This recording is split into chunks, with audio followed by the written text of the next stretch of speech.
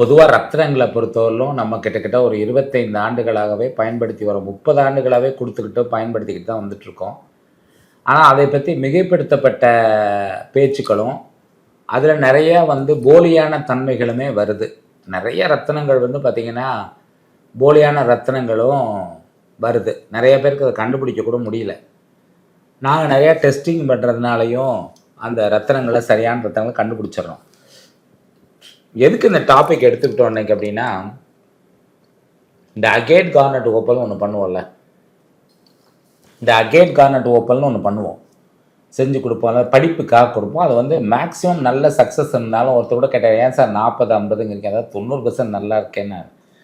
அது முறையா காம்பினேஷன் பண்ணி, கரெக்ட்டா ஜெபம் பண்ணி, கரெக்ட்டா கிளென்ஸ் பண்ணி, ஜெபம் பண்ணி தான் குடுக்குறதுனால, அது நல்லாவே இருக்கு அதோட வைப்ரேஷன்ஸ.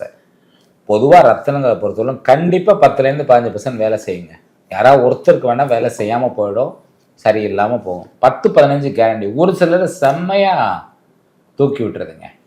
இப்ப பொதுவா மேஷ லக்னத்த பொறுத்தவரையிலும் லாபாதிபதி அப்படின்னு சொல்லக்கூடிய சனி தான் பாதகாதிபதி. அவர் தான் ஜீவனஸ்தானாதிபதி. ஆனா மேஷ லக்னத்த பொறுத்தவரையிலும் இந்த நீலம் போடலாமா வேண்டாமான்னா, தசாபூக்திகளை பார்த்துக்கிட்டு, ஒருவேளை செவ்வாய் தசை நடக்குது, அஸ்வின் நட்சத்திரத்துல பிறந்துட்டாரு, மேஷ லக்னம், மேஷ ராசி. இல்ல மூல நட்சத்திரத்துல பிறந்துட்டாரு, மேஷ லக்னம் அப்படின்னு வச்சுப்போம். உதாரணத்துக்கு நான் ஒரே ஒரு உதாரணம் சொல்றேன். சரி, மேஷ லக்னம் சிம்ம ராசியில பிறந்துட்டாரு, மக நட்சத்திரத்துல பிறந்துட்டாருன்னா, செவ்வாய் தசை 5வது தசையா வரும்போது நீளத்தை போடக்கூடாது. அந்த டைம் மட்டும் கொஞ்சம் பதுங்கிக்கணும்.